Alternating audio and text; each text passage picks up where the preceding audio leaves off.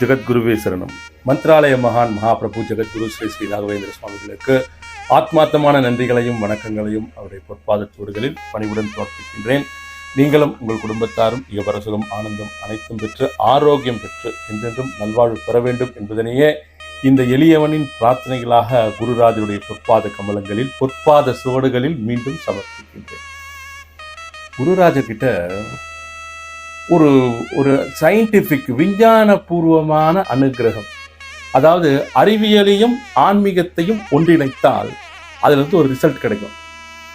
இந்த ஆன்மீகம் என்பது அறிவியலுக்கு தொடர்புடையதா, அறிவியலை அதனோடு ஒப்புமைப்படுத்த முடியுமா அப்படின்னு பார்த்தோம்னா, நம்முடைய மகாபிரபு ஜெகத்குரு ஸ்ரீ ஸ்ரீ ராகவேந்திர சுவாமிகளுடைய அனுகிரகமும் அருளும் தன்னை நம்பி நாடி வருகின்ற பக்தர்களுக்கு அவர் பார்த்து பார்த்து செய்கின்ற அந்த அருள் இருக்கு பாருங்க. அப்படியே இந்த செஸ் காயின்ஸை வச்சு இந்த மூவ் பண்றோம் பாருங்க.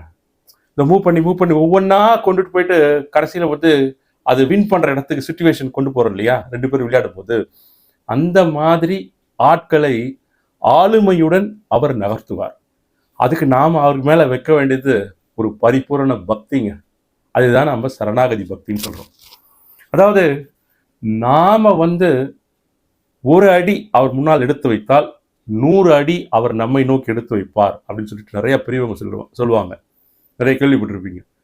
குருராஜர்கிட்ட, நான் உங்களுடைய பக்தன் குருராஜா, எனக்கு இந்த உலகத்தில் வேறு ஒன்றுமே தெரியாது, ஏதோ பிறந்திருக்கிறேன், வாழ்ந்து கொண்டிருக்கிறேன், வளர்ந்து கொண்டிருக்கிறேன். இந்த போட்டி நிறைந்த இந்த லௌகிக வாழ்வில் நானும் பிரயத்தனப்படுகிறேன். நானும் என்னை நிலைநிறுத்துவதற்கு, என் குடும்பத்தை காப்பாற்றுவதற்கு நானும் முயற்சி பண்றேன். எல்லாமே வெற்றி அடைதா அப்படின்னா அது தெரியல. எனக்கு தேவையானதை நீங்க அருளணும் குருராஜா அப்படின்னு நம்ம அவர்கிட்ட கேட்டோன்னு வச்சுக்கோங்க, உங்களுக்கு நிச்சயமா கொடுப்பார். நிச்சயமாக கொடுப்பார், கொடுத்து கொண்டிருக்கிறார். ஒரே ஒரு விஷயம்தாங்க, ஆத்மார்த்தமான பக்தியுடன் எந்த விதமான சரி பார்த்துக்கலாம் பரவாயில்ல அப்படிங்கிற வார்த்தைகள் எல்லாம் தவிர்த்து விட்டு, நான் உங்களுடைய பக்தனாக இருந்து கொண்டிருக்கிறேன், நான் என்னுடைய சேவைகளை, என்னுடைய சூழ்நிலை வரும் பொழுது, எனக்கு அந்த வாய்ப்பு அமையும் போது நிச்சயமா நான் செய்வேன் அப்படின்னு சொல்லிட்டு நீங்க முயற்சி செய்து அவருடைய கோயிலுக்கு போறதோ, அவர் பிரார்த்தனை பண்றதோ, அவருடைய திருநாமத்தை உச்சரிப்பதோ, ஏதோ ஒரு சேவை நீங்க செய்யும் போது உங்கள் சேவைக்குண்டான பிரதிபலன் அப்படிங்கிறது நிச்சயமாக உங்களை சேரும். இது நிச்சயம். எத்தனையோ நபர்களுக்கு தொடர்ந்து கிடைத்து கொண்டிருக்கிறது அவருடைய அனுகிரகம். எப்படி அவர்கிட்ட போறது, அந்த ஒரு அடி நம்ம எப்படி எடுத்து வைக்கிறது, அந்த ஒரு அடி எடுத்து வைக்கிறதுக்கு உங்களுக்கு சூழ்நிலை இடம் தரவே தராது. ஏதாவது ஒரு விதத்தில் ஏதாவது ஒரு செயல்பாடுகள் நீங்க அவருக்கு செய்யலாம் அப்படின்னு நினைச்சா ஏதேதோ சில காரணங்கள் உங்களை தள்ளி போட வைக்கும், உங்களை மடைமாற்றம் செய்யும்.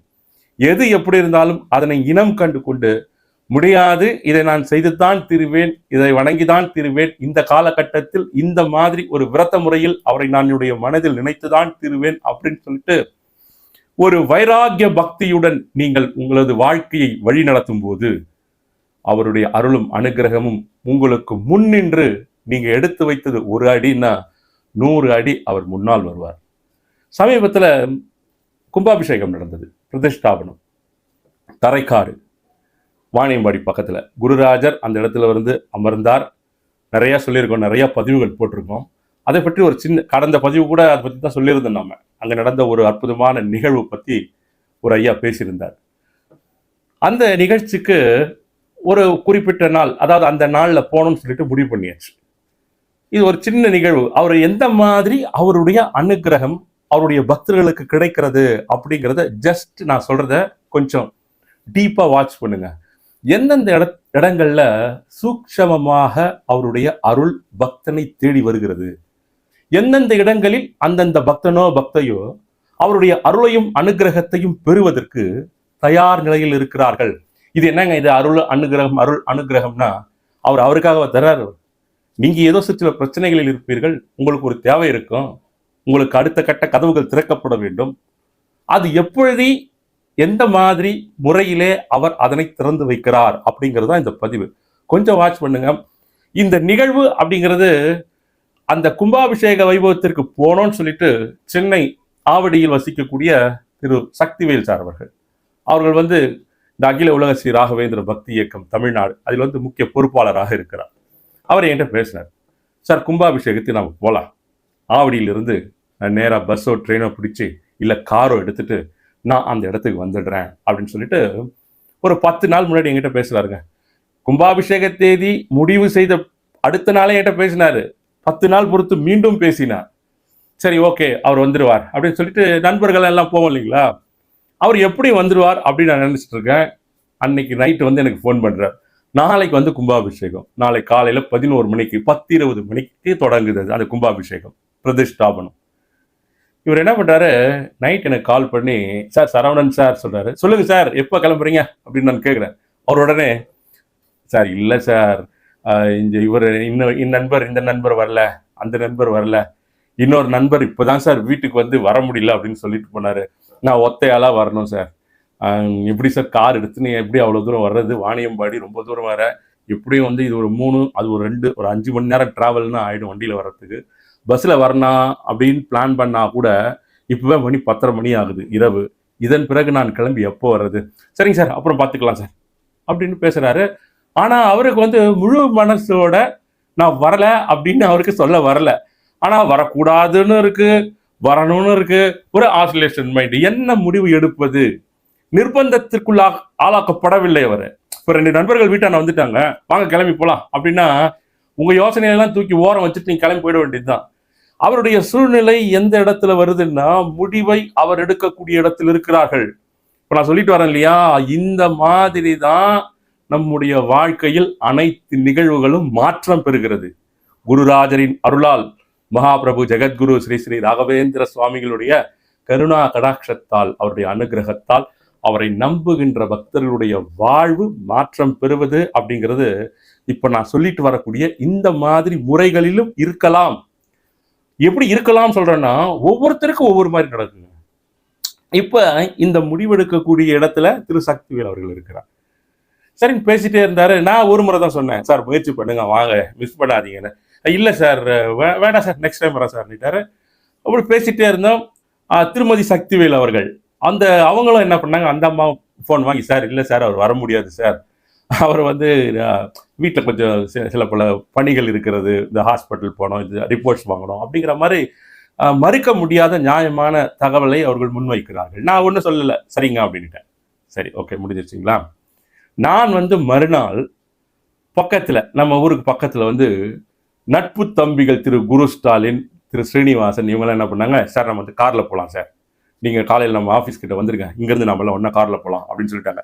இதை கொஞ்சம் கவனமாக கேட்டுட்டு வாங்க, இது ஒன்றுமே இல்லை, ஆனால் இந்த விஷயத்துல வந்து அவருடைய அருட்கடாட்சம் எப்படி வந்து பக்தர்களுக்கு கிடைக்குது அப்படிங்கிற அந்த தகவல், அந்த செய்தி, அந்த நிகழ்வு அப்படிங்கிறது அப்பட்டமா தெரியுங்க. அப்படியே நான் முதல்ல சொன்ன பாருங்க, 1 அடி எடுத்து வைத்தால் அவர் 100 அடி எடுத்து வைப்பார்.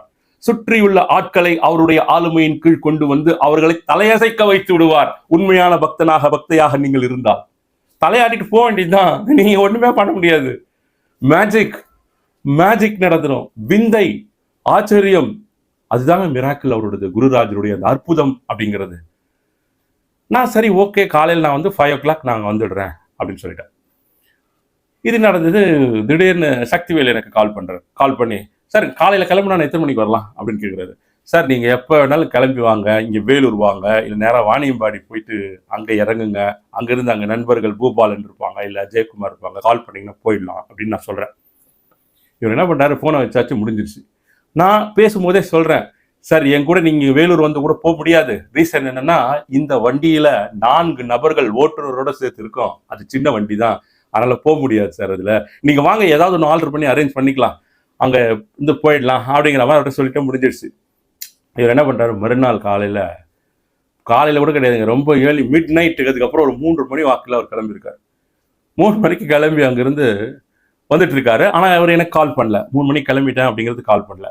நான் என்னுடைய வீட்டிலிருந்து நம்ம நட்பு தம்பிகள் சொன்னோம் பாருங்க, குரு ஸ்டாலின், ஸ்ரீனிவாசன், அவர்களை நான் போயிட்டு பார்க்கணும் அந்த இடத்துல. ஆனால் நான் போல 5 மணி வாக்கிலே நான் வீட்டில் தயாராகிட்டு இருக்கேன். அவங்க கார் எடுத்துட்டு வீட்டுக்கு வந்துட்டாங்க. அவங்க வீட்டுக்கு வரும்போது திரு சக்திவேல் சார் அவர்கள் எனக்கு ஃபோன் பண்றார், சார் நான் வந்து ஆற்காடு கிராஸ் பண்ணி வந்துட்டு இருக்கேன் அப்படின்னு சொல்றாரு. சரி வாங்க சார். எனக்கு மனசுக்குள்ள சரி இந்த வண்டியில வேற இடம் இல்லை, என்ன பண்றதுன்னு தெரியல. சரி நீங்க நேரா பூபாலன் கிட்ட பேசிட்டீங்களா, ஜெயக்குமார் கிட்ட பேசிட்டீங்களா, வாணியம்பாடியில இருந்து உங்களை பிக்கப் பண்ணிட்டு போயிடுவாங்க அப்படின்னு நான் சொல்றேன். ஓகே சார் வச்சிருச்சு. வண்டி வந்து ஆற்காடு கிராஸ் பண்ணிட்டார். வெளியில வந்த இந்த குரு ஸ்டாலின் அவர்கள் சீட் இருக்காயா அப்படின்னு நான் கேட்கிறாரு. சார் 2 பேர் வரல சார் அப்படிங்கிற. பாத்தீங்களா, இந்த இடத்துல அவருடைய ஆக்ஷன் நடந்துருச்சு. 2 பேர் வரலன்னுட்டார். 4 பேர் வருவதாக அந்த நிகழ்ச்சி இருந்தது. 2 பேர் வரலன்னொன்னே எனக்கு சந்தோஷம். உடனே சக்திவேலுக்கு ஃபோன் பண்ணி, சார் எங்க இருக்கீங்க? ரத்தனகிரி நான் கிராஸ் பண்ணிட்டு இருக்கேன். நீங்க வேலூரில் இறங்கிருங்க, வேலூர்ல இருந்து நான் உங்களை வந்து பிக்கப் பண்ணிட்டு எல்லாம் ஒன்னா போலாம் அப்படின்னு சொல்லிட்டு நாங்க இங்க இருந்து இந்த வண்டி எடுத்துட்டு வேலூர்ல அவரை பிக்கப் பண்ணிட்டு நேரா ஒரு காஃபியை சாப்பிட்டுட்டு நேரா தரைக்காடு வாணியம்பாடிக்கு போய் சேர்ந்துட்டோம். ரைட், இந்த ஒரு இடத்த கிளியர் பண்ணிட்டார். ஒரு கதவை ஓபன் பண்ண இல்ல, சற்று சிரமம். அது அந்த சிரமம் பார்க்காமல் ஒரு கதவை ஓபன் பண்ணி ஒரு இடத்துல போயாச்சு. அங்க அந்த நிகழ்ச்சி முடிதுங்க. வெற்றிகரமாக, அற்புதமாக, ஆச்சரியப்படத்தக்க வகையில குருராஜர் அந்த மலைகளுக்கு நடுவே அவர் வந்து அந்த இடத்துல அமர்ந்து அந்த பிரதிஷ்டாபன வைபவம் நடக்குது. இது முடிஞ்ச பிறகு என்னோட பிளான் அவரை கொண்டு போயிட்டு வேலூர்ல டிராப் பண்ணிடணும், அங்கிருந்து அவர் பஸ்ல போயிடுவார் அப்படின்னு சொல்லிட்டு தான் பிளான். ஆனா அங்க வந்திருந்த இன்னொரு நண்பர் என்ன பண்றாருன்னா, ராஜ்குமார், அவர் என்ன பண்றாருன்னா, சார் நான் வந்து திருவள்ளூர் போறோம், அவர் வந்து திருவள்ளூர் போறோம், ஏதோ பேசிட்டு இருக்கும்போது இவரை நான் கொண்டு போயிட்டு அங்கே டிராப் பண்ணிடுறேன் அப்படின்னு சொல்லிட்டு பஸ்ஸு கூட இல்லை, போகும்போது காரில் கூட்டிகிட்டு போயிட்டாங்க. அவர்கள் திருவள்ளூர் கூட போல பூந்தமல்லி வரை சென்றிருக்கிறார்கள். ஏதோ ஒரு டிராஃபிக் ஜாம் பிரச்சனை அப்படிங்கிறதுனால பூந்தமல்லியில் இருந்து தான் திரு சக்திவேல் அவர்கள் அவர்களுடைய வீட்டிற்கு சென்றிருக்கிறார் அன்று மாலை. எந்தெந்த இடத்துல எந்தெந்த மாதிரியான மாற்றங்களை அவர் செய்திருக்கார் அப்படின்னு பாருங்க. இந்தந்த மாற்றங்களை நிகழ்த்துறது தாங்க குருராஜருடைய அற்புதமே. இது ஏதோ கும்பாபிஷேகத்துக்கு கிளம்பினாங்க, போனாங்க, வந்தாங்க, அதுக்கு இவ்வளோ பெரிய நீட்டு முழங்கணுமா அப்படின்னா இப்படிதான் நடக்கும். அங்க போயிட்டு ஒரு பெட்டி எடுத்துட்டு வாங்க, ஒரு 5 லட்ச ரூபாய் தரணும் ஒருத்தர் அப்படின்னா அப்படின்னு ஆச்சரியப்பட்டு பாக்குறது அது வேற. இங்க போங்க, அவருக்கு உடம்பு சரியில்லை, இந்த ஊசி இந்த இடத்துல மட்டும்தான் கிடைக்கும், அந்த இடத்துல போனாதான் கிடைக்கும் அப்படின்னு அவரு கொடுத்தாருங்க அப்படின்னும் போது ஆச்சரியப்படுறதுக்கு அது அர்த்தம் கிடையாது. இது எல்லாமே நிகழ்வுகள். அப்படி நடந்தாதான் இப்படி நடந்தாதான் கிடையாது. இந்த நிகழ்ச்சி கூட, இந்த சூழ்நிலை கூட குருராஜரால் வடிவமைக்கப்படுகிறது. பக்தனே நீ வரன்னு சொல்லிட்டல, அவர் வீட்டுல என்னெல்லாம் பேசினான்னு தெரியல, வர முடியாத சூழ்நிலை இருந்திருக்கலாம், வீட்டுல ஆர்கியூமெண்ட் பண்ணிருக்கலாம், ஏதேதோ சூழ்நிலையில சரி கிளம்பி வந்திருக்கலாம், வாட் எவர் இட் இஸ், எதுவா இருந்தாலும் சரி கிளம்பி வந்துட்டாரு. ஆனா நீ வந்துட்ட அப்படிங்கிற ஒரு காரணத்துக்காக அவர் உங்களுடைய பிரயாணத்தை எந்த அளவுக்கு ரொம்ப சொபிஸ்டிகேட்டடாக அரேஞ்ச் பண்ணி கொடுத்து நீங்க மறுபடியும் திரும்பி போகும்போது சிரமப்படாத, கஷ்டப்படாத, நீ திருவள்ளூர் வரைக்கும் கிடையாது, நீ வந்து பனிமலர் காலேஜ் சொல்றாங்க இல்லைங்களா, அங்க பூந்தமல்லி, அதன் வரை உன்னை கொண்டு வந்து டிராப் பண்றேன் அப்படின்னு சொல்லிட்டு சுற்றியுள்ள நபர்களை எல்லாம் குருராஜர் என்ன பண்றாருன்னா அவருடைய ஆளுமையின் கீழ் கொண்டு வந்து தலையசைக்க வைத்து விடுகிறார். நீங்க எவ்வளோ பெரிய ஆளா இருந்தாலும் சரிங்க, அதெல்லாம் ஒண்ணுமே பழிக்காது அவர்கிட்ட. முக்காலும் உணர்ந்த ஞானி, ஜாம்பவான், அவர் மிகப்பெரிய ராஜாதி ராஜர், உச்சத்தில் இருக்கிறார், முக்காலத்தை உணர்ந்தவர் அவர். நம்ம நிறைய சொல்லிட்டு வந்துட்டு இருக்கோம், எல்லாம் தெரியும். நீங்க எதுக்கு யோசிக்கிறீங்க, என்ன பண்ணலான்னு யோசிக்கிறீங்க, உங்களுடைய சிந்தனையுடைய வீச்சு எந்த அளவு இருக்கிறது, ஏன் இதை செய்றீங்க, ஏன்னா நீங்க அவர் ஆளுகைக்குள் வந்துட்டீங்க, அவர்கிட்ட வந்து விசா வாங்கிட்டீங்க, விசா வாங்கிட்டு அவர்கிட்ட வரேன்னு சொல்லிட்டு இருக்கீங்க. அப்படின்னும் போது உங்களுடைய பயோடேட்டா அவர்கிட்ட தான் இருக்கும். அப்ப நம்முடைய ஒவ்வொரு நிகழ்வுகளும் அவரால் கண்காணிக்கப்படுகிறது, அவரால் பார்க்கப்படுகிறது, மதிப்பெண் கொடுக்கப்படுகிறது. அப்ப மேக்சிமம் தவறுகள் நேரா வண்ணம் அது எந்த விதத்திலும் நம்மை நாம் கண்காணித்து, குருராஜா நான் உங்களுடைய பக்தன், குருவாக நீங்கள் இருந்து அனுகிரகத்தை கொடுத்து கொண்டிருக்கிறீர்கள் கோடானு கோடி பக்தர்களுக்கு, அந்த கோடானு கோடி பக்தர்களில் ஒரு சிற்றுயிராக, ஒரு குற்றுயிராக நானும் இருந்து உங்களை இருகரம் கூப்பி வணங்கக்கூடிய அந்த அருட்கடாட்சத்தையும் அருளையும் எனக்கு கொடுத்தீர்களே, அதற்கு ஒரு சிஷ்யனாக நான் இருந்து நிச்சயமாக என்னால் முடிந்த சேவைகளை நிச்சயமாக நான் உங்களுக்கு இந்த மூச்சின் முற்றுப்புள்ளி வரை செய்து கொண்டிருப்பேன், உங்களை இதயத்தில் நினைத்துக் கொண்டிருப்பேன் அப்படின்னு சொல்லிட்டு அவர்கிட்ட பிரார்த்தனை பண்ணிட்டா, உங்க தொழில், உங்கள் குடும்பம், நீங்க சும்மா ஒரு நியாயமான முறையில் முயற்சி செய்தீர்கள் என்றால் போதும். சும்மா உட்காந்துக்குன்னு சொல்ல வரல, நான் அவர்கிட்ட வேண்டிட்டு அமைதியாக உட்காந்துருங்க, அதெல்லாம் இல்லை, முயற்சி செய்துட்டே இருங்க. அந்த முயற்சிக்கு உண்டான பலாபலனை அவர் ஜாதி மத இன பேதம், உயர்ந்தோர் தாழ்ந்தோர் எதுவுமே இல்லாம அந்த அன்பு, அந்த நிஜ பக்தி அந்த நேரத்தில் உங்களுக்கு பார்த்து அருள் செய்து விடுவார். இது ஒரு முறை வாங்கினா பத்தாது. இந்த கடவுச்சீட்டு, இந்த உடல் இந்த மண்ணை விட்டு மறையும் வரை இந்த கடவுச்சீட்டை பெற்றுக்கொண்டுதான் இருக்க வேண்டும். ஒவ்வொரு கணமும் பெற்றுக்கொண்டு இருக்க வேண்டும். போன மாசம் குருராஜர் எனக்கு அருள் பண்ணாரு, அதுக்கு முன் மாசம் அருள் பண்ணாரு, அப்படிலாம் இல்லை. ஒவ்வொரு கணமும் ஒவ்வொரு க்ஷணமும் நான் ராயருடைய பக்தன், நான் உங்களுடைய பக்தன் குருராஜா, உங்களுடைய பக்தை அப்படின்னு சொல்லிட்டு அவருக்கு எப்பவுமே நம்மை நாம் நிரூபித்துக் கொண்டே இருக்க வேண்டும். சொர்க்க வாழ்வு உங்களை தேடி வரும். மனசு தானேங்க காரணம். இந்த மனசு தானே காரணம். மனம் உங்களை சுற்றி ஒரு வலைப்பின்னலை உருவாக்கிவிடும். ஒரு பரமானந்தத்தை உங்களுக்கு நிச்சயமா கொடுத்துடும். அனுபவிக்க அதனை தவறிவிடாதீர்கள். மறுபடியும் அடுத்த பதிவில் சந்திப்போம். நன்றி, வணக்கம். ஜெகத்குருவே சரணம். திருமுடி தாமரை ராகவேந்திரா முகாரவிந்தம் திருமுக தாமரை ராகவேந்திரா ஸ்ரீ ராகவேந்திரா முகாரவிந்தம் திருமுக